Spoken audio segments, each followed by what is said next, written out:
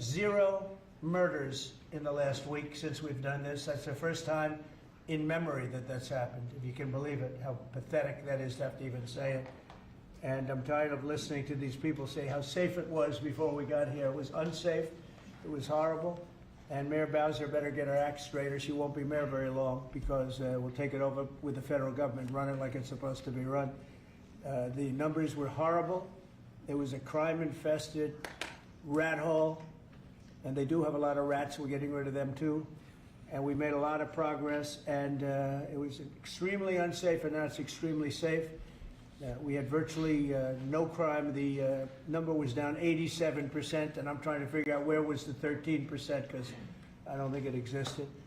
The National Guard has been unbelievable, and they're working with the police, and they have some very good people in there. They have some people that shouldn't be police, actually, but they have some great people there.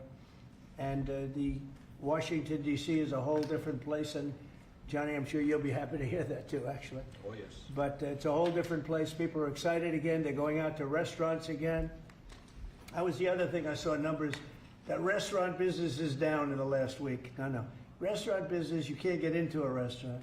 Just really lying people. And that's why people don't understand how bad and how dishonest the press is. I saw one poll that had us at 19% favorable on what we're doing with Washington. Then I saw another one that has us 94% favorable. And I can tell you the 94% is correct. The others are fake, just fake news. They got to get their act together. So bad for our country, so sick actually. So Washington, D.C. is really doing unbelievably well.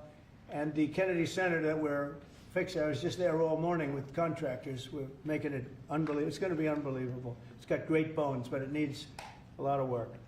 The World Cup draw will set up the group stage of competition. 48 teams will play in 104 games across 16 North American cities, from Seattle to Vancouver to Atlanta to Miami. It's going to be so exciting for our country.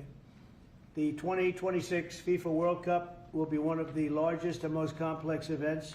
This will be one of the greatest events, one of the largest. In a way, it's like Johnny said it better. It's like having many Super Bowls in a short period of time.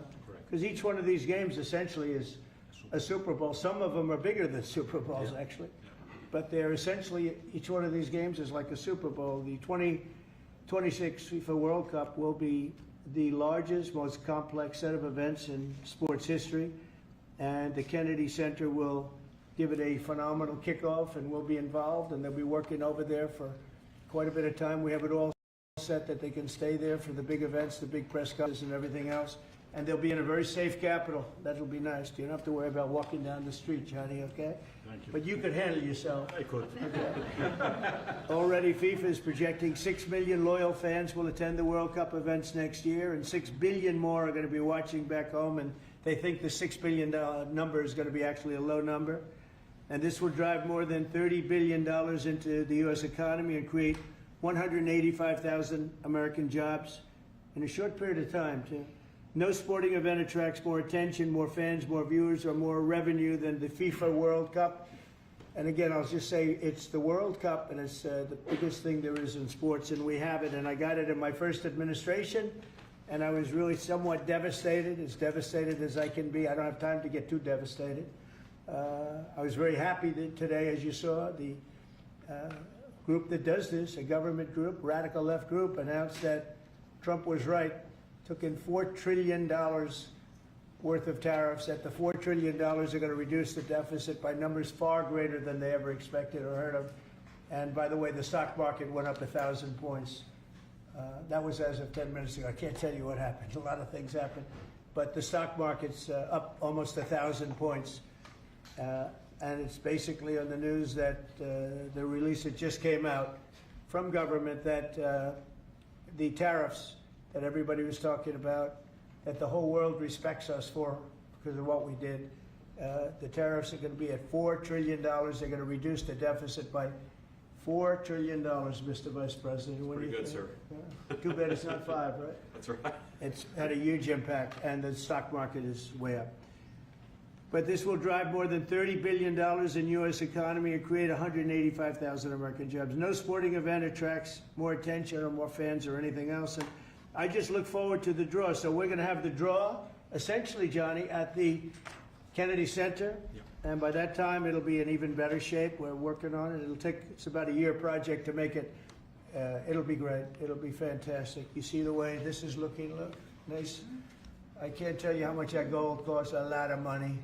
There's nothing like gold, and there's nothing like solid gold. But this beautiful office needed it. It had to be representative. When we took it over, it was dirty, not clean. I immediately changed the chair and had this beautiful desk renovated, brought out by the White House. People that do this, they did a great job to send it out. We have a craftsman who's great. But this was not appropriate for the Oval Office, what I took over. And now you look at all those paintings you're allowed to turn back. All of these are great presidents, and they were all in the vaults. They were in vaults for some cases much more than 100 years. And now they're proudly hanging on the Oval Office walls, and I can't imagine anybody changing it. But they were buried in vaults for over 100 years, many of them. So it's very exciting. People come in, they really love it. They love what we're doing here. They love what we're doing in D.C., and they love what we're doing, most importantly, in the country and the world. I'd like to ask Johnny to say a few words. He's the head of the whole thing. He's been there for a long time, probably the most respected man in sports. He's amazing, actually. Works very hard, and he's got the biggest event in the world coming right here to the United States. And we did a little for Canada, we did a little for Mexico. We thought, see, I'm a good citizen. I said, let them have a little piece. So we gave a little to Canada, see how nice I am? And we gave a little bit to Mexico. And Johnny, please say a few words. Thank you, President. Great honor for me to be here with you today, President, Vice President, Excellencies. Fantastic to announce what you said, which is the final draw of the FIFA World Cup on the 5th of December here in the capital, in the Kennedy Center in Washington, D.C. at 12 noon sharp. It will be broadcast live all over the world. 1 billion viewers will watch it, and it will determine, of course, the match schedule, which 48 participating teams will play. You said it, 104 matches in 1 month, 104 Super Bowls. This is not just the biggest, the greatest event, not just a sports event, it's a social event as well, with a lot of emotion. We are uniting the world, Mr. President, uniting the world here in America, and we are very proud of that. And those teams, those national teams who will come here to participate in this draw with their coaches, with their presidents, they will all be proud to be part of writing this history. And that's why we brought as well this, which is the winner's trophy. It is the trophy that the winner of the FIFA World Cup wins. Only the FIFA president, presidents of countries, and then those who win can touch it, because it's for winners only. And since you are a winner, of course, you can as well touch it. It's pretty heavy. Yeah. It's the winner trophy. The last one who lifted that is Lionel Messi of Argentina. And here it is in the Oval Office in the White House. Can I keep it? For you? Well, you can keep it. We're not giving it back. We're not giving it back. That's serious. It fits well. That goes very well on the wall right over there. We'll put it right below the angels. It fits well here. That's beautiful. Yeah. You can keep it until we have to give it to the next winner. That's fine. That's a beautiful piece of gold, I will say. That's beautiful. Yeah. So 6 billion viewers for the World Cup, 6 million coming to the matches, 30 billion economic impact, 185,000 jobs. This will be absolutely fantastic. The biggest event ever, and everything will start here in Washington, D.C. at the Kennedy Center, or the Trump Kennedy Center. You'll see that, how it will be called, on the 5th of September at noon sharp. 5th of December, noon sharp. Then, if I may... Will they be doing most of the draws, all of the draws at the Kennedy? Well, how are you going to do that? Yes, we'll do that at the Kennedy Center. We'll do all the other meetings around it with the coaches, with the broadcasters, with the sponsors, everything at the Kennedy Center. The whole World Cup starts, and everyone will be happy because everyone has qualified for the World Cup, and they didn't yet play a game, so they didn't lose yet a game. So they all think they can become world champion, right? They'll all be happy. Exactly. Now, By the way, an example, supposing we had a week ago when everybody was being killed and mugged and everything else, despite the phony numbers that were given out, that it was getting better. Brian, do you believe it was getting better or getting worse? Oh, the crime was getting worse. I mean, I was robbed. It was getting way What worse. after you? How did the other guy come out? He came out with a briefcase. How would you? Yeah. So, Robert 1, Brian 0. No, but can you imagine you do this and then you start hearing that they had a 20-year reduction of crime. It's worse, it was worse during the Biden administration than anybody's ever imagined possible. And I guarantee you he wouldn't be here if those numbers continued. But now we have total safety, we have total security. And for the border, in 3 months, 0 people. These are done by liberal people that do these charts. 0 people came through our border in the last 90 days. Can you believe it? 0. Last year we had millions of people coming in. And they came in from the wrong locations. They came in from, they came in, a lot of people that shouldn't be here. So now when we have this event in December, it's going to be very safe. Johnny, you can walk down the street with your beautiful wife. Yeah. You can take her to dinner if you can get a reservation, which I doubt. They're all full, the restaurants. I know. They're all full. I heard that too. The restaurants aren't, the restaurants, since we are doing this, are doing great. And many new restaurants are going to open because, as you know, many closed. Many restaurants closed because the crime was so bad. This will be one of the safest places anywhere on earth. So, you know, I really am honored that the National Guard has done such an incredible job working with the police. And we haven't had to bring in the regular military, which we're willing to do. We have to. And after we do this, we'll go to another location and we'll make it safe also. We're going to make our country very safe. We're going to make our cities very, very safe. Chicago's a mess. You have an incompetent mayor, grossly incompetent. And we'll straighten that one out probably next. That'll be our next one after this. And it won't even be tough. And the people in Chicago, Mr. Vice President, are screaming for us to come. They're wearing red hats, just like this one. But they're wearing red hats. African-American ladies, beautiful ladies, are saying, please, President Trump, come to Chicago. Please. I did great with the black vote, as you know, and they want something to happen. So I think Chicago will be our next, and then we'll help with New York, and we're going to help with, and I think really, a lot of these people that you see on television, they're, including the people in this audience, they'll say bad things about me, and then they'll say, thank God he's here, because half of them got mugged, and they don't want to get mugged again. But they're, you know, they work for they work for stupid people that are radical left, and they're made to do things and say things that they don't want to be saying. But the people right here are all happy because you're not going to be mugged in Washington, D.C. anymore. I just want to say Johnny's been my friend for a long time. He's an incredible guy, and we will lay out the red carpet. Andrew, you're going to be fantastic. Rick is going to be everything Rick ever touched has always worked out, and he's working with me on the Kennedy Center. And his very good friend was an actor on Broadway for 5 years, right? And I assume he's helping us a little bit, right? Yes. And Andrew, you're all excited about it? Absolutely. Would you like to say something? This is a great opportunity, Mr. President, to show off the first 250 years of the United States of America, the greatness, and then the hope and promise of the next 250 years. When you think this World Cup is going to be over our 250th birthday, Mr. President, your leadership, obviously, with FIFA leading the way, this is the largest sporting event in the history of the world under the Trump administration. So very excited. I just want to say one thing. Andrew Giuliani, so his father is Rudy, the greatest mayor in the history of New York, I think by far. He took a ravaged city, a city that was really under siege. Probably most people thought it was going to survive. He turned it around. He was a great, great mayor. And then they treated him very, very unfairly.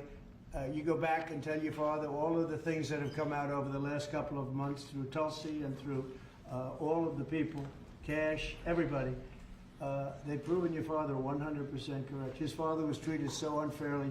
Your father has been 100% correct. And tell him we all love him, okay? Thank you, Mr. President. He's been amazing. What he had to go through was very, very unfair, nasty. These are bad people. Mr. Vice President, would you like to say something? Well, sure, Mr. President, thank you, and thanks to Johnny for being here. We're very thrilled about the World Cup. Just to echo something the President said about crime in Washington, D.C., this is the national capital of the greatest nation in the world, and we had murder rates just a few weeks ago that rivaled some of the worst third world cities anywhere, even in very, very poor regions of the world. Why did we accept that? Why did we allow it to happen? We allowed it to happen because we had broken leadership in Washington, D.C., and unfortunately sitting behind the Resolute desk. What we have shown in just under 2 weeks of taking law enforcement seriously is that the American people can have their streets back if their leadership is willing to put in the time and the resources. Mr. President, you've shown in Washington, D.C. that we can have safe streets again. We've just got to have the political willpower to focus on the bad guys and to give the American people back their communities. We are focused on doing that thanks to the President's leadership. Thank you. And that's a really very small percentage. It's 2%, 3%, but that 2% and 3% wreaks just havoc throughout a community.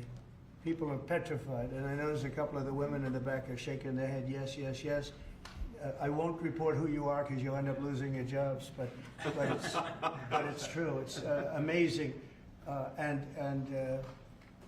the police, and you look at the D.C. National Guard. I saw pictures of them last night getting off vans and all, and I saw some bad ones running, but they're not running so much anymore. They're not there. They're just not even.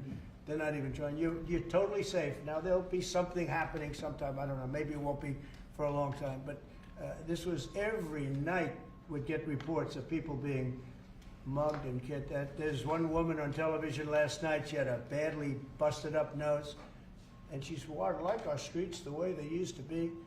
And she thinks it's going to happen like by doing nothing. And they say, what happened to your nose? She got slugged by a guy walking down the street. Slugged. Her nose will never be the same, I guarantee you, unless it takes a pretty good turn. She wasn't really for us. But she sort of said, well, maybe something has to happen. Before this happened to me, she got whacked. And I don't think she'll ever be the same. She almost became, she was a half a Trump fan, a woman that would have never been a Trump fan. But she was hit hard. It's not going to happen anymore. Not going to happen anymore. But then we're going to beautify the city too. That's where I was today at Kennedy Center, and we're going to beautify the city like it has it. And we're working with Clark Construction, the biggest construction company in Chicago, and in Washington. And the head of Clark is great. He's all over the world actually, but Washington, I would say, is their home. That's where they do the best work, the biggest work. And they're doing they've been doing a fantastic job. So you're going to have a fantastic, clean, beautiful place. It's going to be better than it ever was before. Literally better than it ever was before. We'll get it done very quickly. And I want to thank Clark because they're doing a lot of work in a lot of different locations, but they've been fantastic for getting us the right contractors and the people that can really do the job right. And Johnny, did you want to say something? Yes, one more thing, because as you rightly say, you know, with security and beautifying cities and the whole country, we want people to come and enjoy and have fun, and that's why this is not just the most iconic trophy in the world of sport, but we start on the 10th of September the sale of tickets for the FIFA World Cup, and we have the first ticket here for the final. Good. Wow. For you. Oh, good. That's cool. Wow. It's, of course, row 1, seed 1, is ticket number 4547. And it's for the final in New York, New Jersey. And so you have your ticket already for the final. All the others, 10th of September, start getting your tickets. That's beautiful, yeah. 6.5, 7 million tickets. Fans will enjoy the security here. Will be fantastic. You're going to do record business, I think. 100%. Christy, would you like to say something? Yeah, Mr. President, millions of people will come to this country, and we'll make sure they get their travel documents, their visas, that they want to come here and spend their money and enjoy this sporting event. It'll be the largest event in the world. And sir, you're reminding me of something that my dad used to say all the time when I was growing up. He would say, Christy, you kids need to look like you respect yourself before anybody's going to respect you. And in this country, when people look at our streets, when they look at our capital, you're bringing respect back to this city. And people will respect our country more because it's safe, it's clean, it's beautiful. And what you're doing is transforming this nation by making sure that our laws are upheld. And millions of people are going to come and be able to enjoy it next year, and I'm excited about that. Thank you for doing that. Well, for our us. country is respected again. And a year ago, we had a dead country. I'm telling you, it was a dead country. It was a country that had lost its way. It was a country that was going to fail. Look, even today, where they say $4 trillion in reductions of deficits, and this was totally unexpected. They didn't expect it. I mean, I don't know where they've been, the people that do this stuff, but it's terrible. I want to thank Christy for another reason. I said to her 2 weeks ago, I said, Christy, do me a favor. I built hundreds of miles of wall. I built the same wall that the Border Patrol asked me to build. It wasn't my first choice. I wanted to do concrete plank and everything nice, but you wouldn't have been able to see through it. So I had Border Patrol in, and they tested everything else. And we gave them steel wall, high-grade steel, very hard to cut. And we gave inside that is 9,000-pound concrete, which is a very tough concrete. Inside that is rebar, a big, fat piece of rebar.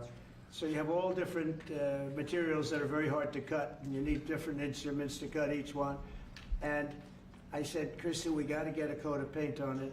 And I didn't know she was listening, but I said, we got to get a coat of paint, and it should be black, because black makes the steel very hot. It's untouchable. You could fry an egg on it. And if you got a good black, flat paint, it would look beautiful. It will preserve it from rust.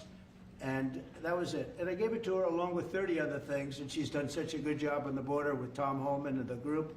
Tom Holman's a fantastic guy, what the job he does, and the way they work together. So I turned on last night, and I see Christie's painting the wall. And it looked beautiful, by the way, when that paint went over there. And it's hot. It's hot. Yes, it is. It's hot. If it's white, it's not hot. If it's black, it's going to be very hard to climb that sucker. It's not going to be easy. But it's black and a high quality black. You know, It is. it really looked good. Yeah, we got Is the that going paint to be you a told us two-coat to. job or a one No, coat? just one coat. One coat. We Good. used the paint you told me to buy. Yep. The Yep. two-coat will take place in 3 years from now. Right? We'll do the second coat. But it looks beautiful. But thank you very much. I didn't know you were listening to that, Absolutely. because we I'm talked always- about 7 different subjects, and all of a sudden I see her out there painting with a lot of painters and everything else. But it was a beautiful thing to say. Yep. Would you like to say something? You've been such a big part of this. Please. We're just, Mr. President, we're delighted to be here today for this announcement, but we're also looking forward to having you at the final. Oh, yes. On July Oh, yes. 19th No, we'll be in New there. York, New We're Jersey. going to be there. A lot of people are going to Thank be you. there. A lot of people. I'd like to thank you all. Do you have any questions on FIFA, first of all? It's going to be a big event at the Kennedy Center. Do you intend to take part in it? Will you have a part to play on December 5th? I might play. Hosting, I mean, I see the money that these soccer players, you know, we call it soccer, but I see the money that these soccer players are making. I may try and play. I'm a very good athlete. My son is a very good athlete, and he's a good soccer player. He's on the tall side for soccer. He's 6'9". That's pretty tall, but That's pretty it's cool. on the tall side. He's good. It's on the tall side, but he's good. But no, I may put on shorts. I look extremely good in shorts and join the play. You know, no, it's going to be a lot of fun. It's going to be good. Many foreigners who want to come to attend the event are concerned about the visa situation. Can you reassure them? Yeah, they're going to have a very easy time getting in. Certain countries are going to be very, very easy, and other countries are going to be obviously a little bit more difficult. Would you like to explain that, Christy? Yeah, absolutely. We have a process set up that we'll be implementing on getting visas approved. Everybody will be thoroughly vetted, but they'll be welcome to this country. It'll happen quickly, and we're excited for them to come. So I would hope that around the world, people know that the United States is excited to bring their family here to enjoy this event. America welcomes the world. Yes. And I can really, from the collaboration that we have, testify for that, absolutely. And I just sent a picture from somebody that wants to be there very badly. He's been very respectful of me and of our country, but not so respectful of others. But I'm going to sign this for him, but I was sent one, and I thought you'd all like to see it. That's a man named Vladimir Putin, who I believe will be coming, depending on what happens. He may be coming, and he may not, depending on what happens. We have a lot of things happening over the next couple of weeks. But I thought it was a nice picture of him. Okay of me, but nice of him. So that was very nice that it was sent to me. Okay? Mr. President. On Yes. that subject, have you talked to Vladimir Putin about the fact that yesterday a big U.S. factory was hit in a Russian airstrike in Ukraine? What's your reaction to I that? told And- him I'm not happy about it, and I'm not happy about anything having to do with that war. I settled 7 wars, and actually, if you think about pre-wars, add 3 more, so it would be 10. I thought this would be in the middle of the pack in terms of difficulty. No, I'm not happy about anything about that war. Nothing. Not happy at all. We'll see what happens. I think over the next 2 weeks, we're going to find out which way it's going to go. And I better be very happy. How long are you willing I to wait, had a Mr. very good President? call with Prime Minister Carney of Canada yesterday morning. Yes. Actually, Canada is taking away some retaliatory tariffs. He's so- removing his tariffs, yeah. Exactly. He's removing his retaliatory tariffs, which I thought was nice. And we're going to have another call soon. Yeah, we had a very good call. You're getting closer towards an Well, I agreement like on them. trade? I like them. You know, look, I'm fighting for the United States. Canada and Mexico have taken a lot of our business over the years, over 25, 30 years, especially during the Biden years. They took a lot of our business, and it's basically all coming back into the United States now. Well, hot as a pistol, and it's coming back in. Because of tariffs and the incentives we give, it's coming back. And it's impossible, I think, for another country to stop it. And we are working on something. We want to be very good to Canada. I like Carney a lot. I think he's a good person. And we had a very good talk yesterday. So I think it'll be good.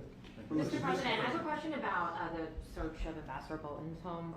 The Vice President recently just did an interview saying that it's about classified documents, but that there's also broad concern about him. What are the concerns? Well, that I you haven't have? spoken to Pam in the group yet, but I will be. I saw that just like everybody else. I try and stay out of that stuff. I'm allowed to be, and I'm chief law enforcement officer, believe it or not. You know, I don't like to go around saying that, but I am. That's the position. But I purposely don't want to really get involved in it. I'm not a fan of John Bolton. I thought he was a sleazebag, actually. And he suffers major Trump derangement syndrome, but so do a lot of people, and they're not being affected by anything we do. I don't know anything about it. I just saw that. I'll find out about it.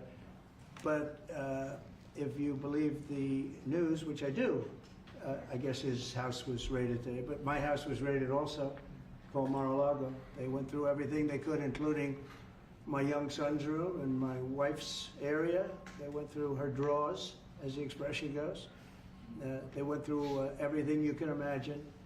And when she came back, she said, she's very neat, you know, she's meticulous. And she looked and she said, whoa, this wasn't the way that she had it. So, you know, so I know the feeling. It's not a good feeling. Thank you. Mr.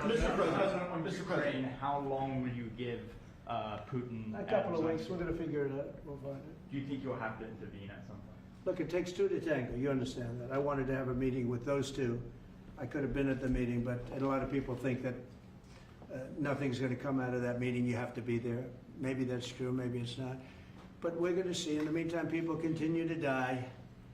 But I've solved 7 of them where they were in wars for 31, 35, and 37 years. We had 3 of them that were for more than 30 years, Johnny, and I got them solved. And we solved one that could have been a nuclear war with India and Pakistan. That was getting ready to be a nuclear war. I solved them all. And this one, I thought we would have had it done by now, but it's more different. There's a lot of anger, a lot of hatred. There's a tremendous amount of hatred there. So. But we'll see what happens. I think in 2 weeks we'll know which way I'm going. Because I'm going to go one way or the other. And they'll learn which way I'm going. Mr. President. If I got 2 questions for you, one on FIFA, the other one on DC. Let's talk. Can you talk about the economic impact that FIFA will have in these cities, and what's your message to the mayors to get their cities prepared, not only the beautification process, but also the safety aspect? Well, Los Angeles is an example. You know, it's poorly run. We have a mayor there that can't even get permits to the people that lost their houses. Lee Zeldin got every permit. The hardest permit is the federal permit. Within 20 days, every single permit was there for the people to build their houses. But people are writing us and they're saying they won't give us. The mayor is incompetent. The governor's incompetent. You know, Gavin, I know Gavin very well. He's an incompetent guy with a good line of bullshit. And he doesn't get the job done. And frankly, Those people want to build their houses. It's terrible. They could have been built. Some of them could have been built already. But think of it, the federal government that has the most complex part, and it's the most complex environmental thing to do. We got it, everybody had it within 30 days. And they're not even close to getting their permits. And now they're talking about taking some of those sites and building low-income housing on them. These are high-end neighborhoods. And I'm all for low-income housing. I built a lot of low-income housing. I know all about 236. I know every program that there is in the government. I used every one of them. I know more about low-income housing than probably almost anybody. And it's great. It's fine. It's wonderful. But you don't build it in Pacific Palisades. You don't build it there, and you don't build it in the other areas that burn down. So they're talking about putting up low-income housing. And you talk about riots. They're going to have riots if that happens because you're taking the people's property away. They want to build their houses, and they're unable to get permits from the mayor and from the governor. And that's a terrible thing. But, and let me tell you, if I didn't send in the troops in Los Angeles, Johnny wouldn't be in Los Angeles. You wouldn't be having your World Cup there. I sent in the troops, and we kept it. And even the police commissioner, the sheriff and the police commissioner, they all said the same thing. They said, we could have never handled what was happening. You saw that, you were there. He said, we could have never handled what was happening. And then you hear Gavin Newsom, after it's all quelled, you hear Newsom get up and said, we could have done this for ourselves. No, they couldn't have. And if they could have, I wouldn't have taken the chance either. Okay, my second question is on crime prevention. Would you be open to expanding the national concealed carry to apply to D.C. like it does in other states like Texas? Yeah. Well, they have it in some states, and they feel strongly about it. As you know, I'm in favor of it. People have to protect themselves. I'm a Second Amendment person, very simply. People have to be able to protect themselves.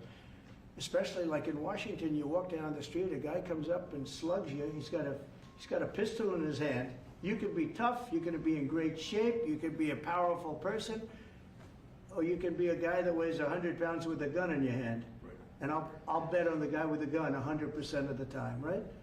And so you need protection. So I'm a Second Amendment person all the way. Yeah, please. President Trump, you said this morning that you're working with Congress to get $2 billion to help clean up DC. Have you had any conversations with Mike Johnson and John Thune about where they're going to get that money from? Which money? You said this morning that you're going to get $2 billion from Congress to help clean up Yeah, DC. I've spoken to Mike Johnson. I've spoken to John Thune, the Senate, the House, and I think it's going to be very easy to get. It's going to be not a lot of money.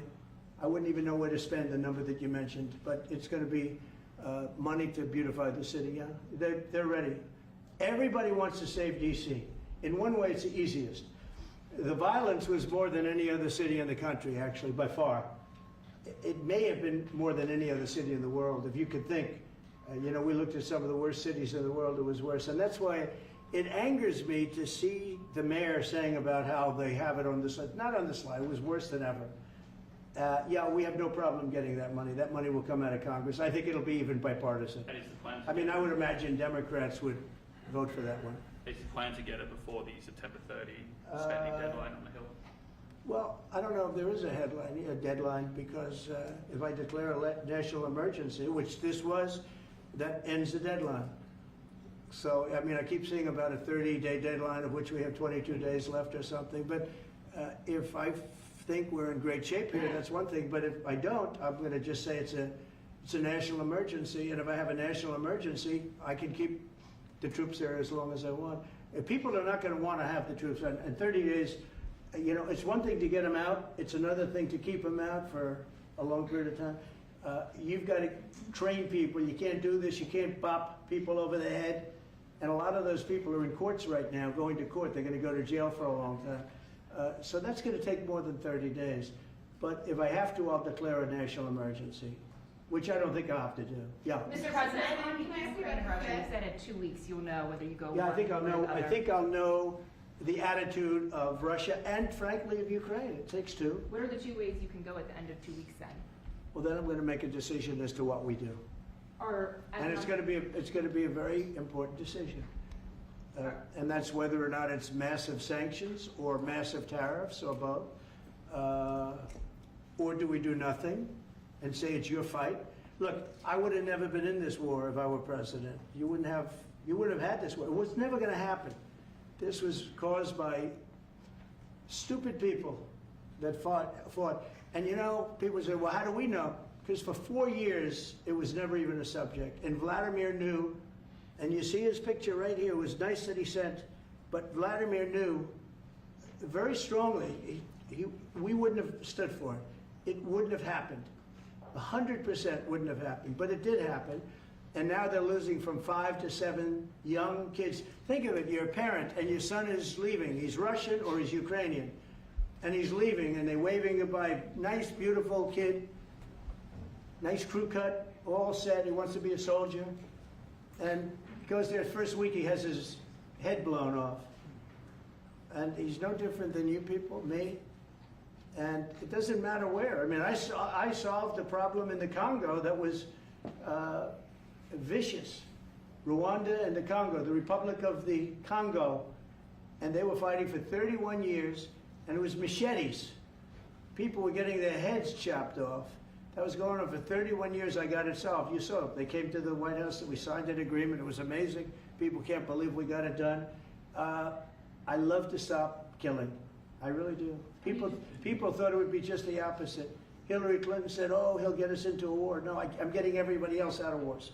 Are you saying there's a real possibility then that you do nothing if Putin doesn't come to the table for a ceasefire or try to end the I'll war? see whose fault it is. If there are reasons why, I'll understand that. I know exactly what I'm doing.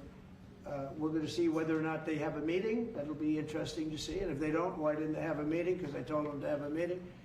But I'll know in 2 weeks what I'm going to do. I have pretty good ideas. Your Justice Department is also sending some of the Epstein files over to the House Oversight Committee today. Are you in support of them releasing all of them? Keeping it open. If they wanted to Innocent release, people shouldn't be hurt, but I'm in support of keeping it totally open. I couldn't care less. You got a lot of people that it could be mentioned in those files that don't deserve to be. People, because he knew everybody in Palm Beach. I don't know anything about that, but I have said to Pam and everybody else, give them everything you can give them, because it's a Democrat hoax. It's just a hoax. The whole Epstein thing is a Democrat hoax. So we had the greatest 6 months, 7 months in the history of the presidency, and the Democrats don't know what to do, so they keep bringing up that stuff. But it affected them. Bill Clinton was on his plane and went to the island supposedly 28 times. I don't want to bring that up, frankly. You have Larry, whatever his name is, Summers, the head of Harvard, who was Jeffrey Epstein's best friend. Nobody ever talks about that. I mean, but I don't want to hurt Larry Summers, but he was best friends with Jeffrey Epstein. No, this is a Democratic hoax to try and get the significance of what we've done over the past 7 months. Nobody's ever seen anything like it. They say it's #1 in history. What we've done, including stopping 7 wars. I mean, just include that. And now you look at the stock market today. It's way up to start off with from where I took it. And this market was going to crash. If Joe Biden or Kamala were president, this market we would have had a crash like in 1929. You're not going to have that. It's only a question of how high is it going to go. You know, I had the strongest economy in the history of our country. And despite COVID, we had the strongest economy in the history of our country. And we're going to blow it away this time. I was always good at making a lot of money. And whether it was for myself or whether it was, I like doing it this way better. I mean, I like making it for the country. Our country's been ripped off by friend and foe, nations all over the world ripped off. And the friends have been much worse than the foes for the most part. And they're not ripping us off. We just signed a deal with the European Union. They're paying us essentially $950 billion, like a signing fee. They're going to buy $750 billion worth of energy. They weren't buying much of our energy there. And they're very smart in doing it. And as you know, Ursula was here a couple of days ago having to do with the people, the leaders that we had a great, people said they've never seen anything like it. Well, we had the leaders of Europe right here in the Oval Office. And she's so happy that she has an agreement. But people aren't ripping us anymore. We're run by, this country is run by smart people now. Mr. President, in Israel... Two questions. One is about Intel. There have been reports that you're considering taking a stake in Intel. Can you tell us About the 10%? About the 10%. Yeah, I met a man. He was a very nice man, and I called for his removal because I saw something by a man named Tom Cotton, a senator from Arkansas. He's a great guy, friend of mine, supporter of mine, big supporter. I'm a supporter of his too. And he wrote a pretty nasty story about the head of Intel. And I said, well, if that's right, he should resign. And he came in, he saw me, we talked for a while. I liked him a lot. I thought he was very good. I thought he was somewhat a victim, but you know, nobody's a total victim, I guess. And I said, you know what? I think the United States should be given 10% of Intel. And he said, I would consider that. I said, well, I'd like you to do that because Intel has been left behind, as you know, compared to Jensen and some of our friends, NVIDIA, some of the people and the people in, because Intel should have never been. Intel was the biggest, most powerful chip company in the world. And then they started leaving. And they started going to foreign countries, in particular Taiwan. And if we had a president that would have said, okay, you can go to Taiwan, but we're going to put a 100% tariff or a 200 or 300 or a 500% tariff, anybody that sells into the United States has to pay. They wouldn't have left. They would have never left, and we wouldn't have. So in the meantime, we had people that were, in some cases, good politicians that weren't good on trade. I loved that man, but he was not good on trade. I totally disagreed. He allowed the car industry to be taken out of this country. We lost 50% of our car industry. But that's all coming back. It's all coming back. But if somebody would have said that with Intel, would be a giant right now. Now with that, they've had some bad management over the years and they got lost. And I said, I think you should pay us 10% of your company. And they said, yes. That's about $10 billion. I don't get it. This comes to the United States of America. And I said, I think it would be good having the United States as your partner. He agreed. And they've agreed to do it. And I think it's a great deal for them. And I think it's a great deal. He walked in wanting to keep his job, and he ended up giving us $10 billion for the United States. So we picked up $10 billion. And we do a lot of deals like that. I'll do more of them. If somebody has, like we have restrictive covenants with Jensen. We have, it's NVIDIA. And to unrestrict the covenant, nothing to do with losing our powers or military or anything, because that I wouldn't do. But there are things you can do that don't affect us, that actually help us. And if we're going to give somebody a free out, a restricted covenant, we have a strong restrictive covenant on certain industries. And I will absolutely give somebody a opening on a restrict to do a lot of business, which is good for us, as long as it doesn't hurt us in a security or military way. And if I do that, I think the country should be paid, because anybody else, I have it in real estate where I'll have a deal with somebody and I'll have them restrictive covenant. Then they'll come back and they'll say, I'd love to be able to build over here, but I'm not allowed to because you have me covered, you have me restricted. I say, I'll let you build over there, but pay me a lot of money. No different. But the country never did it because the country was run by foolish people. Mr. President, on DC crime, you said Chicago might be next. Are you making, have there been concrete steps that the administration is taking to do that? Or what are other cities as well? I haven't spoken to the mayor. He's grossly incompetent. I haven't spoken to the mayor, no. When we're ready, we'll go in and we'll straighten out Chicago, just like we did DC. Chicago is very dangerous, great place. I built great stuff there. I have the most beautiful building in Chicago, I think. But I hate to see what's happened to Chicago. Chicago was our greatest city, actually. Bob Tisch, a great friend of mine, passed away. He used to own the Giants and very successful Lowe's. He said Chicago, I think they had their main office in Chicago. He said Chicago and San Francisco, the two greatest cities in the world. Now you look at what the Democrats have done to San Francisco. They've destroyed it. I own a big chunk of the Bank of America building in San Francisco. And, you know, it's just different. We can clean that up too. We'll clean that one up too. Now, if everything works out, and we've already had calls from other cities, quiet calls from Democrats, we'd love you to come here, because they've lost control of their cities. I'm not going to say because I don't want them to lose their elections. But we've had calls from Democrats and calls from people generally. We'd love you to come here, because we'll straighten out the problem. In Israel, the families of hostages in Israel, families of hostages are opposed to the reoccupying of Gaza. Why is the U.S. still Well, not all of them. And you have to understand, I'm the one that got all of the hostages out. You got a lot of people out. If it wasn't for me, they wouldn't be out. I worked with Bibi and I worked with Steve Witkoff.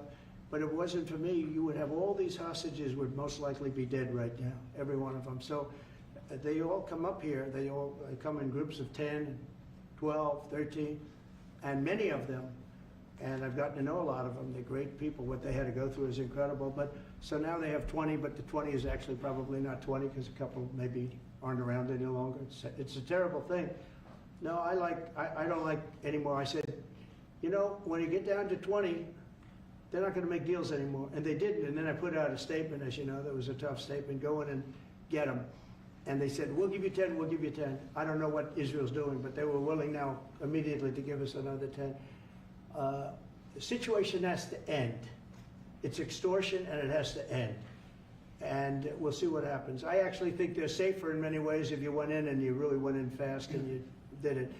And people can't forget October 7th, remember that. I'm friendly with all groups. I won the Arab vote in Michigan. I did so great with the Arab vote, remember? I started off at 0, I ended up winning. I wouldn't say the candidate was the greatest, but I would have won against anybody. They're great people. But we have to do things properly. And you know, I'm very proud to say I got the hostages out. You have hundreds of people that are because of me. And now we have that final little group of people. And Hamas knows that if they give them, that's probably the end of their lives. So it's not easy to get. And I know if you're a parent, you just don't care. You want, I want my baby back. They want their babies back. They want their kids back. And I understand it. But I got them out and did a good job. And we're doing everything we can to get the hostages out. Thank you all very much. Yes? So Jackson Hole, Jay Powell today said, he suggested that they might cut interest rates, but they haven't proceeded. Well, we call him too late for a reason. He should have cut him a year ago. He's too late.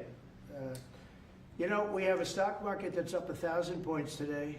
I better be careful because I'll go out there and I'll see it's down 1,000, right? But it's up 1,000 points when I came in here. We have a country that the market's the hottest it's ever been. The country's better than it's ever been. We have a military that I rebuilt largely in my first term. We had a great, successful first term, but this is going to be even better. But we rebuilt it. We gave a lot of it away to Afghanistan, but relatively small compared to the overall. But I think it was the most embarrassing day and period in the history of our country that they allowed those 13 wonderful people, but it's really hundreds of people were killed. And they don't talk about the 48 that was so severely wounded with no legs, no arms, nobody ever mentions them except me. But that was the worst day, the most, it just showed how incompetent. Frankly, if that didn't happen, I really believe that you might not have had the problem with Russia. I think Putin was sitting there watching these stupid people running our country and said, this is a time to invade. It's, you know, this is a time. And then Biden made the statement, well, he can do a small incursion. When he said that, it was off to the races, right? When he said he can do a small incursion, remember that? I was surprised he knew the word incursion. I didn't think he had that good of a vocabulary. I want to thank everybody. It's very important to me and to everybody up here, the World Cup. And Johnny has been so incredible. I mean, he's really a great leader. I mean, to think, I said, Johnny, do it by phone. You don't have to come. No, he said, I'll come. And he flew all night long to be here and listen to this about how great we're doing in D.C. But he's a fantastic leader, and this will be your most successful World Cup ever. Thank you, Jim. Thank you so much. Yeah, can he win it, Mr. President? I don't know. That's I watch some of those teams go around. They go down that field. I don't know. But let me ask you: what chance does America have of winning? Well, the home team always has a good chance to win. It depends See, how he's it a good starts. diplomat. No, but there's some good Well, we have a players. shot. We have Of course, you have a chance. Will Bear be going to any of the games, Mr. President? I'd love to have him. He'd love to. He's very tall. Maybe we could make him a goalie. The goalies are very tall now, right? Yeah, goalies are very tall. The goalies, well, he'd be a perfect goalie. 100%. At his height, he'll be a great goalie. Exactly. So we'll put him on the American team. No, but do the Americans have a chance of like getting into the quarterfinals? Yes, right? definitely. No, the quarterfinal definitely. But then, you know, as the tournament goes on with the public 250 years of the United States, let's don't forget, they will all feel energized about that. You know, it's amazing. The talent is really great when you watch these things. I went to the game 2 weeks ago, and it was a big upset. But you look at these people; the way they pass it. It's amazing, really amazing. It's a great art, right? It's great talent. It is incredible. You know the expression. What? Will you draw the names? Ah, The that's- matches? Will you? I don't know, that's up to That's him. an He's the boss. That's an interesting proposal. He's the boss. Well, We'll discuss that. it's gonna be great. And I think the American team is gonna do well. I mean, I hear it's a very good team. Good luck, everybody. Thank you very much. Thank you. Thank you so much. Thank you guys. Let's move along. Thank you guys. Keep a lot of those photos. Thank you. No, I just got one. Thank you. Thank you, guys. We're done. We're done. Thank you. It was a nice photo. Thank you very much, everybody. You guys keep moving. Thank you. Andre, this way. Everyone forward this way. Thank you, everybody. Keep moving. Thank you. Thank you, guys. Keep moving. Thank you, guys.